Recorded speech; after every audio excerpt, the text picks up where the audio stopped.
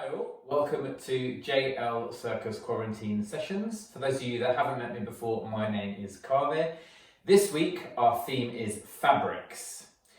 We're going to start with our circus exercise first. And what I'd like you to do is just grab 3 tea towels, just regular household tea towels, and we're going to learn to juggle them. Now, I'm not going to teach you all the ins and outs of a cascade. If you'd like to do that, you can have a look at some of our other videos or just Google 3-ball cascades. There's plenty of videos online. I'm just going to show you how to do it with tea towels as an idea. Okay, so I'm going to treat it a little bit like a juggling scarf, but whenever you're learning to juggle a new object, whatever that might be, and anything technically is possible, you treat it the same as starting with 3 balls. Okay, so you're going to start with just 1. Okay, 1 tea towel, take it in your strong hand, and all you're going to do is you're just going to throw it up like this and bring your hand down on top of it to catch it. Okay, so you're going to throw it up, thinking about the back of your hand facing towards the ceiling, and then to catch it, you're going to bring down your hand on top of it like that. So it's up, down. Okay, now I'm not going to lie to you guys, I thought this would be easy. And actually, tea towel's a lot harder than you'd expect it to be. But we're going to go for 2 now. So you're going to take 1 in one hand, 1 in the other, and then you're just going to exchange them like you would learning a 3-ball cascade. So you're going to go 1, 2, catch, catch.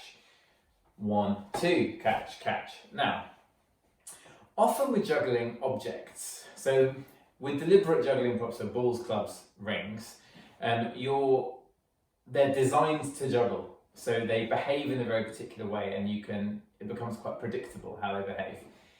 Once you start expanding that and doing different objects, they get less and less predictable depending on the object. Tea towels, surprisingly unpredictable because they've got a certain weight to them, so it's change shape. But I actually quite like the fun of juggling an unpredictable object. So maybe you won't, but give it a go. So once you've done your 2, so I'll just do that again. So you're going to go 1, 2. You can see that goes really far forward. You're going to grab 3. The first one, this is the key bit. You're going to grab in your hand like this. So I've got my little finger and the one next to it, and I'm clutching it in there. So I've got these 3 fingers free to pinch that second tea towel, okay? And then the other one I've just got in my hands, and again I'm pinching it sort of close-ish to the centre. And from here, you're going to see how many you can do. I'm going to give it a go. I practiced earlier, I think I've got to about 10. It's actually surprisingly hard, but it's fun to watch and try. So here we go. 1, 2, 3, 4, 5, 6. I'm not going to go chasing them, guys, for the purposes of the video. That was 6. So your challenge this week is to get your 3 tea towels, see if you can beat 6 throws, and enjoy it. I'm going to hand you over to Dan for the next exercise today. Thank you for that brilliant exercise there, Kaveh. I can't wait to give it a go. My exercises today involve 2 tea towels. Okay, we are going to place them on the floor like so. We're going to put our feet onto them, okay, and we're going to make sure that they slide around on the floor. You want something that doesn't have too much friction with the floor so that they move quite freely. Personally, I quite like the tea towels, but also I have found that the kitchen towel also works quite well. So I might do it with kitchen towel today actually, just because if you don't have tea towels that you can use because your parents don't want them getting all mucky from the floor or anything, you can use kitchen towels. It's a little bit better. I also find that they have a little less friction than the tea towels. So tea towels or kitchen towels, whichever way you prefer to do it. Then we're going to find ourselves in our lovely long plank position. So many of my exercises this term have been in plank. That's because I'm working on my handstands a lot and these really help. So at this point, you'll notice that we can move our feet quite freely, okay? The first thing we're going to try is just called mountain climbers, where we're bringing our knee up to our elbow, and we can do that for as many as we want. Perhaps we could do 10, which would mean 5 on each side, okay? Then I want you to change which elbow you're bringing your knee to. So you're going to go up to the opposite elbow now, opposite elbow now, opposite elbow now, opposite elbow now, okay? Perhaps you could do another 10 of those. Once you've got a little bit worn out and you're quite warmed up in your chest and in your arms, I want you to then try bringing both of your legs up at the same time. Now we can do that either with bent legs to here, or we can do it with straight legs. Just changes depending on how flexible you are, okay guys? And I just want you to try those ones with bent legs and these straight legs. I don't want you to do a set amount or trying 10 repetitions of them or whatever. It's just trying it, seeing if we can build up that strength in our shoulders, see if we can build up that strength in our arms, okay?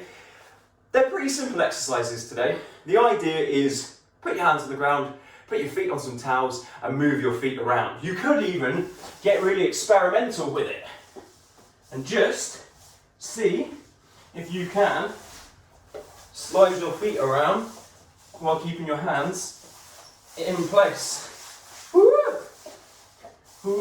Where can we go with these slidey feet, okay? Just play around with it, explore. That's my exercises done. I'll throw you over to Miles for his.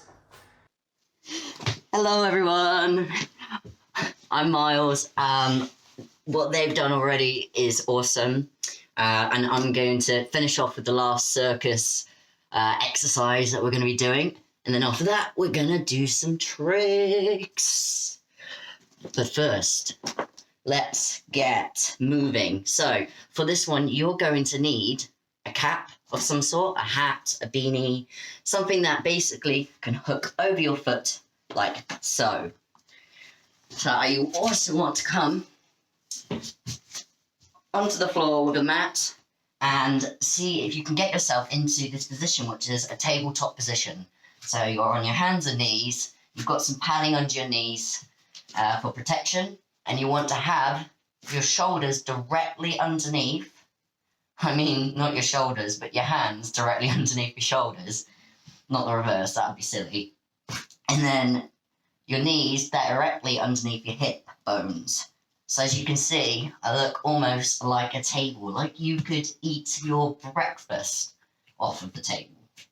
So what we're going to do is I want to first warm up by doing a few cat-cow variations, which is basically happy cat, angry cat. So if you haven't done it before, this is what it looks like. You're going to breathe in, look up, and then breathe out, and suck the whole of your stomach up, up, up, up, up, with your head down, and then breathe in, and do it all over again. I want you to do that 5 times, alright? This is to warm up our back and neck and everything. I know you've done a little bit of that already, but here we go. The next thing we're going to do is you're going to place the hat on the back of your heel like this, so it's balancing, yeah? Balancing on your foot. You're then going to make sure that your position is good again. And you're going to lift your knee up. Everything else stays where it is. Try and keep a flat back. And then you're going to bring it up, up, up. So your knee is going up, and you want to try and get that sort of L shape in your leg. Okay? And then you're going to bring it down and in. Now don't drop the hat. That's the hard bit. When your knee comes in, you can bend because you're trying to really pull that knee all the way up to your chest. And then you can release back down. I want you to try that 5 times. And then once you've done that 5 times, the next part is you're going to lift your knee up again. But it's going to come out to the side. Whoa, don't drop the hat. I'm going to move so you can see me. Yeah, out to the side. Almost like a dog. And then try and lift your foot up. Make sure you're looking at your posture and trying to keep everything in line. And then you're going to bring it back round, bend it in, bring it back in and down. Yeah. So really try and make sure that you're not putting too much pressure on one part of the body. You want to try and even it out. And also just have fun with it. If you want, when you've done all those bits, you've got to try and figure out how to swap the hat from that foot to the next foot and then do it all on the other side. You can't just do one side, you've got to do both sides. All right, everyone. Hope you like that. I'll see you in a bit for my circus trick. See ya! Thanks, Miles, for that last circus exercise. That was brilliant. We are going to be using a tea towel again for the next one. And rather than, in recent weeks, I've been doing stuff around conditioning, stuff like that. This week, we're going to be working on stretching. Stretching is a vital part of circus training. And even if you weren't doing circus, it's just a really good thing to get into the habit of doing.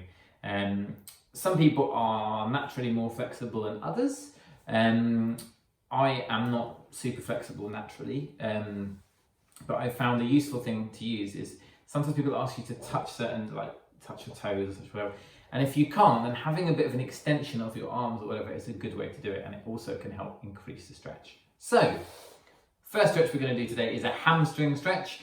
Your hamstring is this muscle here on the back of your thigh, and it's something that can get very tight very easily, and it's very, I'd say it's a super important thing to keep flexible for lots of reasons. So you're going to start this one lying down on your back. Ideally, guys, if you've got something soft to do it on, not a bed, but like a floor with a carpet, or shove a towel down or something, just so it's not as hard as this current floor that I'm about to work on. So you're lying down. You're going to put this tea towel around either your foot or the back of your leg, like the back of your heel, and you're going to stretch into that. Okay, so you've got your leg straight and you're pulling it down. Like I said, I'm not super flexible, so let's see how far you guys get. I'm going to now just pull this leg towards me. So I'm putting it down here. I am simultaneously, this is really important, pushing this leg into the floor. If I kind of just pull this and let this come up, it's not doing as much, yeah? So I'm pushing this down into the floor, pulling this leg towards me, and I'm getting a nice stretch along here, but mostly in my hamstring, okay? Any stretch that you're doing, you want to be holding it for around 30 seconds. That is the first stretch. The second one is a slight, is going to get you kind of in here in your glutes or thereabouts. It's a tricky one to explain. You're going to start with putting this is really fun to get into, so enjoy my semi-contortion act. You're going to start with the towel in the same place, the tea towel, but you're going to put your leg through, and you're crossing your ankle over the knee of that straight leg. But then you're going to bend the straight leg, and you're going to pull that foot in towards you, and you should get a stretch in here on the side. So all the way from your glute all the way up here. Okay, so putting that in, and you can play around with the angle. Okay, but you should be really getting a nice stretch in here. Try both those two, and I'm going to show you one final stretch. Okay, final stretch today. We're going to be stretching our triceps and kind of into our shoulder a little bit as well, depending on where you're tight. Tea towel, one hand holding it here, the other one you're grabbing it behind your back. Think about pulling this elbow back, so you're not just kind of doing this, you're pulling this elbow back, and then I'm using my left hand, so the bottom hand, to pull it down, yeah? You should get a stretch along there. Try not to do this and open your chest out, try and keep that in and pulling this down, okay? You can also do it the other way, where you're pulling the other hand up, so you can pull it up. Don't overdo any of these, especially the pulling up one, because you can pull your shoulder a little bit. So try that in both arms, right hand, left hand. I'll show you from behind quickly so you can get the idea. Here it is here, and I'm going to pull this arm down, okay? Yep. Give that a go and see how you get on. I'm going to hand you over to Dan now for the next exercise. Cheers, Kaveh. For my circus tricks today, you're going to need a tea towel if you're small,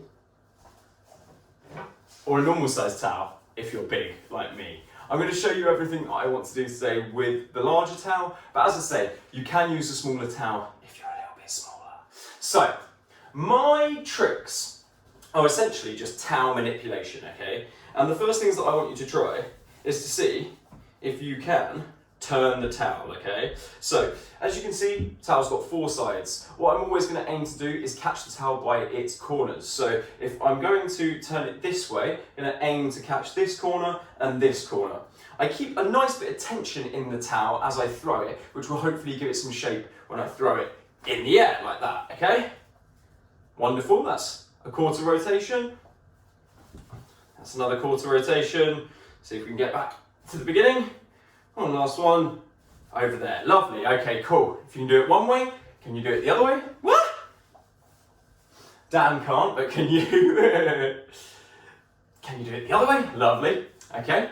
If you can do a quarter rotation like that, we're now going to see if we can do a full half rotation. So you really need to keep the tension with this one, and you will really need to work the towel round. This would be easier with a smaller towel, but when do I ever do the easier one? Okay, you got the idea there, the basic idea. Yeah, there we go, okay? So that was a full half rotation. You could then obviously go for a full rotation. I don't know whether I'm ever going to be able to do it with that big towel, okay? But perhaps with a smaller one, it might be a bit easier. 1, 2, 3. Okay, lovely jubbly. So those are our throws that we can do with the towel. The next thing that I want you to try is a throw, a quarter turn, and then you're going to catch it in the middle of the towel to half the towel. And I'll just show you what I mean by that now.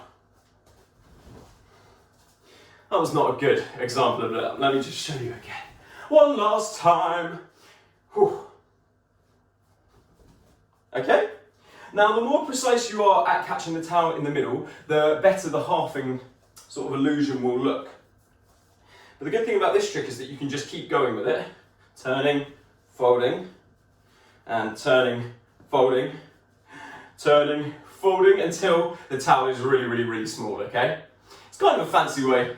You can just put your towels away after you've done your laundry or something. But yeah, those are just a couple of things that you can try with the towel today. Just a little bit of towel manipulation, nothing too crazy, but it's something that you can really explore because you then might be able to mix them all. So you might be able to do instead of just doing a quarter turn, doing a full, a half turn, and halving it as well.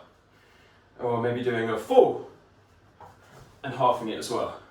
Okay, so there's sort of a bit of wiggle room to add both of those things onto each other to create some more cool tricks, all right? But that is my towel-based manipulation challenge for you this week. I'm gonna hand you on to Miles for the last circus exercise of the week. Miles, take it away. Whoa, okay, there are some really cool tricks going on here. Let's see if you can handle my trick, because I've got something cool for you. We're going to do some hat juggling and throwing the hats on our feet. But here's the trick. We're not going to use hats. Why would you use hats or caps when you can use slippers? The stinkiest ones in town. No, but seriously, we are going to be using slippers today. If you get some slippers, you only really need one. And I'm going to show you what we're going to do.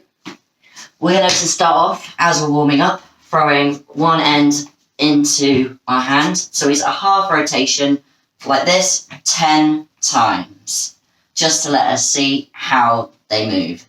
Because I won't lie, these are very tricky to kind of juggle and manipulate. So this is a challenge for all of you and myself. So what we're going to be doing today is we're going to be having the slipper, first of all, on our foot, and we're just going to learn how to kick it up.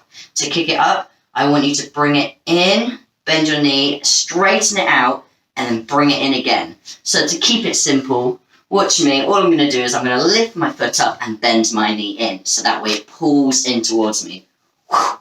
Like so. If you can get it onto your head, even better. I was going to try and balance it then. So, once you've done that, and I say do it a couple of times, I want you to try and drop the slipper onto your foot. So I'm holding it by the toe point, and I'm holding it ready so it can just slip straight on. I'm going to drop it down, get your foot ready, and start off close to it. Yeah, and then eventually you can do it from higher up, or just last minute go to put your foot in. Last minute, go to put your foot in. Ah, did it. Right. Next thing we're going to try is, we're going to try a half rotation. So I'm going to throw it up and then let it fall flat. So I'm holding at the tail end here. I'm going to flip it up and let it fall flat. I'll give you a closer look. Up and then fall flat. Flat. More on its tail, downwards. So we're going to try over here again. up, and you might find you might throw out too much rotation. Woo! That's it.